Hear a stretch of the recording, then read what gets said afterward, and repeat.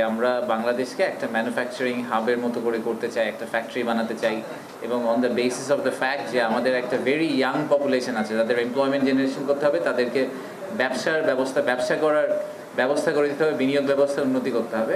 এই পুরাটা করতে হলে অ্যাবসলিউটলি ক্রুশাল হচ্ছে যে আমরা আমাদের পোর্ট সিটি যেটা আমাদের কমার্শিয়াল হাব, সেইটাকে আমরা ঠিকভাবে ডেভেলপ করতে পারবো।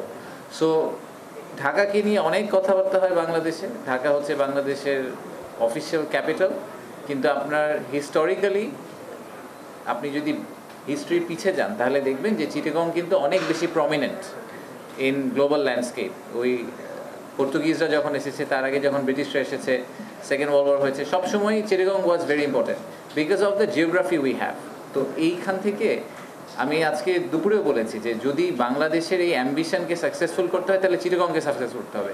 চিটাগং যদি সাকসেসফুল না হয় ফ্রম দুইটা পয়েন্ট অফ ভিউ থেকে, একটা হচ্ছে যে চিটাগং আমাদের টোটাল ইন্ডাস্ট্রিয়াল প্রোডাকশনের একটা মেজরিটি অংশ, একটা বড় অংশ চিটাগং কাভার করবে। সো এখনই কিন্তু অলরেডি প্রায় 30-40% চিটাগং ডিভিশনে আমাদের ইন্ডাস্ট্রিয়ালাইজেশন হয়। বাট গোয়িং ফরওয়ার্ড আমরা যে বড় বড় ইনিশিয়েটিভগুলোর কথা বলি, যে চাইনিজ স্পেশাল ইকোনমিক জোন, সেটা চট্টগ্রামে, যেটা ন্যাশনাল স্পেশাল ইকোনমিক জোন মিরসরাইতে, আমরা একটা ফ্রি ট্রেড জোন নিয়ে কথা বলছি, সেটাও মোস্ট লাইকলি চিটাগং এলাকায় হবে। সো সব ম্যানুফ্যাকচারিং যে পাওয়ার হাউসগুলোর কথা বলছি আমরা বাংলাদেশের ভিতরে, সবগুলাই কিন্তু চট্টগ্রাম এলাকার মধ্যে, এবং সেটা মেইন কারণ হচ্ছে চট্টগ্রামের বন্দরগুলো। তো বন্দরগুলোকে যদি আমরা সাকসেসফুল করতে না পারি তাহলে এই ফুল master plan will be complete failure.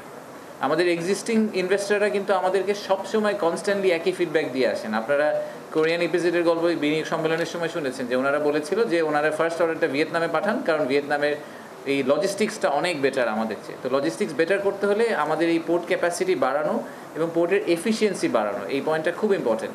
আমাদের যেহেতু জায়গা লিমিটেড, আমাদেরকে প্রত্যেকটা পোর্টকে 100% best quality, world's best quality port হিসেবে অপারেট করাতে পারতে হবে। তা না হলে আসলে আমরা কোনোভাবেই আমাদের এই অ্যাম্বিশনটাকে অ্যাচিভ করতে পারবো না।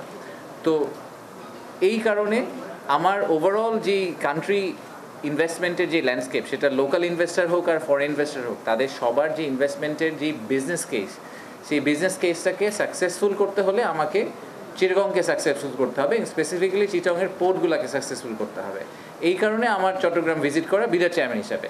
আর দ্বিতীয় ব্যাপারটা হচ্ছে যে এই প্রত্যেকটা পোর্টের যখন ডেভেলপমেন্ট হবে তখন আমাদের এক্সপেকটেশন হচ্ছে এখানে যথেষ্ট পরিমাণে ফরেন ডিরেক্ট ইনভেস্টমেন্ট আসবে।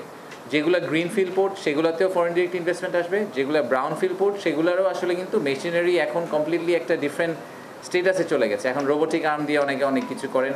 আমার সুযোগ হয়েছিল লাস্ট 2 মাসে বিভিন্ন দেশের পোর্ট ঘোরার, সেখানে টেকনোলজি অনেক সামনে চলে গেছে। তো সেই টেকনোলজি ট্রান্সফারটাও আমাদেরকে করাতে হবে, নলেজ ট্রান্সফারটা করাতে হবে।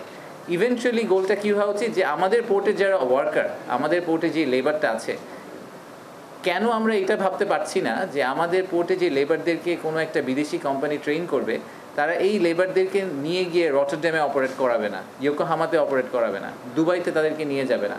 কারণ আমাদের লেবারও তো, আমরা এটা তো জানি যে আমাদের লেবারদের, I wouldn't say cheap, but I would probably say যে প্রোডাক্টিভিটি পয়েন্ট অফ ভিউ থেকে আমাদের লেবাররা যেই cost of our labour is much better than lot of countries.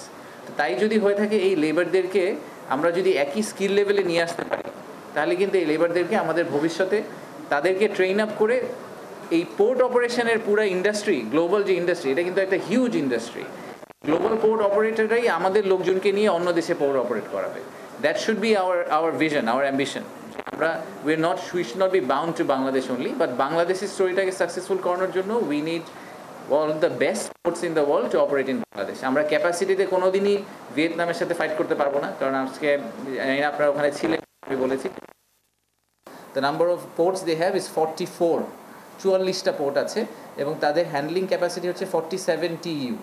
আমাদের এখন হচ্ছে 1.29, জি 147 মিলিয়ন, আমাদের হচ্ছে 1.29 মিলিয়ন, আর সেটা আমরা সবগুলা পোর্টকে অ্যাক্টিভেট করার পরেও হবে হচ্ছে 7.8 মিলিয়ন। সো আমরা কিন্তু we are no and near. তো যখন 7.8 মিলিয়ন হবে, সেই 7.8টাকেও আমাদেরকে একদম টু ইটস প্রিসিশন অপারেট করতে পারতে হবে, তা না হলে আমরা will not be able to compete. So এই কারণেই আসা। সো আমি অনেক ধন্যবাদ জামান ভাইকে এবং ফরিদা আপাকে, ওনারা আমাদেরকে আজকে অনেক সাপোর্ট দিয়েছেন, ঘুরে দেখিয়েছেন, ঢাকার যে টিমটা এসেছিল। তো আমরা কোয়েশ্চেন অ্যান্সার নিব।